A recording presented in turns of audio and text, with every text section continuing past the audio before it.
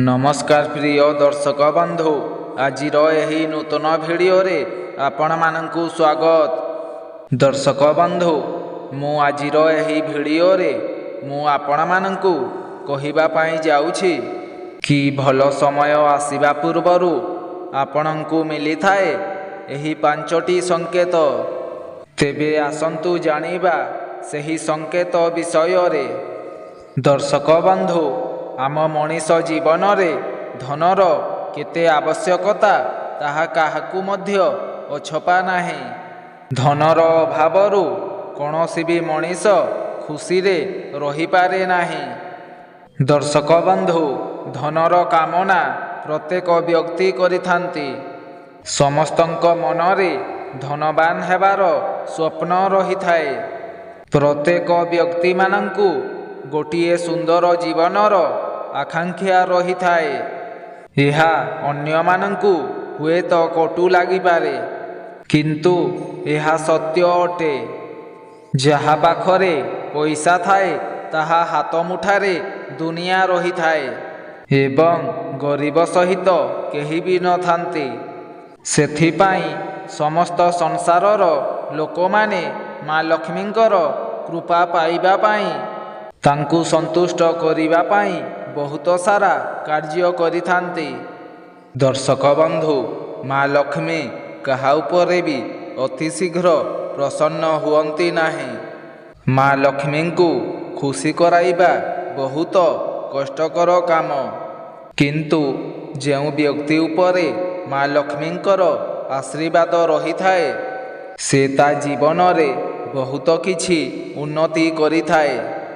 तार जीवन रे समस्त धनजनित समस्या दूर हेबा सहित तार चाकरी क्षेत्र रे मध्य बहुत उन्नति होई थाए।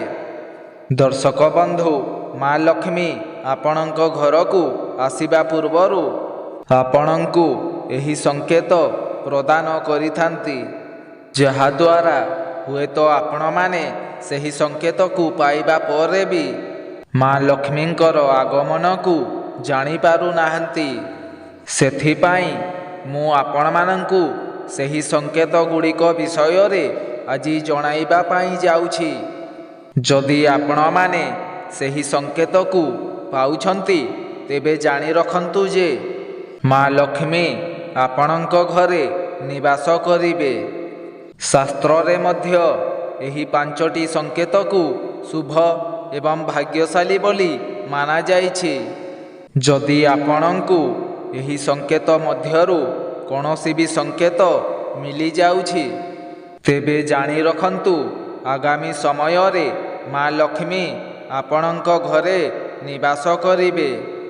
तेबे दर्शक बंधु, आसंतु जानिबा सेही संकेत विषय रे।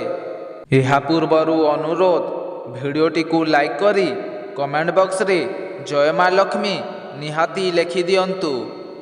दर्शक बंधु, प्रथम संकेतटी हेउछि कला रंगर पिंपुड़ी आपणंक घरु हठात करी बाहरिबा। साधारणतः आपण माने देखिथिबे दुई प्रकारर पिंपुड़ी रही थांती, कला रंग एवं नाली रंग। शास्त्र रे मध्य मान्यता अछि जे घरे लाल पिंपुड़ी बाहरिबार अर्थ हेउछि आपणंक घर उपरे किछि ना किछि संकट रही अछि। एवं जदि आपणंक घरे कला रंगर पिंपुड़ी देखा जांती तेबे एहा आपणंक घर प्रति बहुत शुभ संकेत अटे। दर्शक बंधु, ज्योतिष शास्त्र अनुसारे माँ लक्ष्मींकर स्वरूप भावरे कला पिंपुड़ी को माना जाई थाए।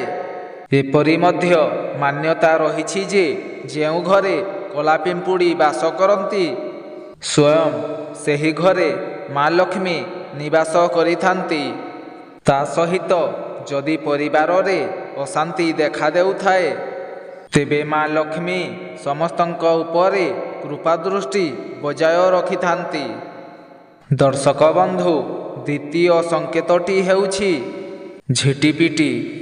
झिटिपिटी को मध्य माँ लक्ष्मींकर स्वरूप बोली माना जाई थाए। जदि आपणंक घरे दुईटी झिटिपिटी ଗୋଟିଏ ସ୍ଥାନରେ ଦେଖା ଦିଅନ୍ତି, ତେବେ ଏହା ଆପଣଙ୍କ ଘର ପାଇଁ ବହୁତ ଶୁଭ ସଂକେତ ଅଟେ। ତେବେ ଆପଣମାନେ ଜାଣି ରଖନ୍ତୁ ଯେ ଆପଣଙ୍କ ଘର ଉପରେ ମା ଲକ୍ଷ୍ମୀ ଏବଂ ନାରାୟଣଙ୍କର ବିଶେଷ କୃପା ଦୃଷ୍ଟି ବର୍ଷା ହେବାକୁ ଯାଉଛି। ତା ସହିତ ଦୀପାବଳି ଦିନ ତୁଳସୀ ଗଛ ନିକଟରେ ଝିଟିପିଟି ଦେଖାଯିବା ଅତ୍ୟନ୍ତ ଶୁଭ ବୋଲି ମାନାଯାଇଥାଏ। ଦର୍ଶକ ବନ୍ଧୁ, ତୃତୀୟ ସଂକେତଟି ହେଉଛି ପକ୍ଷୀ। ଶାସ୍ତ୍ରରେ ମଧ୍ୟ ମାନ୍ୟତା ଅଛି ଯେ ଆମ ଘର ପାଖରେ କିମ୍ବା ଆମ ଘରକୁ ଆସୁଥିବା କିଛି ପକ୍ଷୀମାନେ ଆମକୁ ଶୁଭ ଏବଂ ଅଶୁଭ ସଂକେତ ପ୍ରଦାନ କରିଥାନ୍ତି। ସେଥିମଧ୍ୟରୁ ଏମିତି ବି କିଛି ପକ୍ଷୀ ଅଛନ୍ତି ଯେଉଁ ପକ୍ଷୀମାନେ ଆପଣଙ୍କ ଘର ପାଖରେ ଦେଖାଦେବା କିମ୍ବା ଆପଣଙ୍କ ଘରେ ବାସ କରିବା ଅତ୍ୟନ୍ତ ଶୁଭ ବୋଲି ମାନାଯାଇଥାଏ। ଦର୍ଶକ ବନ୍ଧୁ, ଯଦି ଆପଣଙ୍କ ଘରେ କୌଣସି ପକ୍ଷୀଟିଏ ଆସି ନିଜର ବସା ବନାଏ, ତେବେ ଏହା ଅତ୍ୟନ୍ତ ଶୁଭ ବୋଲି ଶାସ୍ତ୍ରରେ ମଧ୍ୟ ବର୍ଣ୍ଣିତ ଅଛି।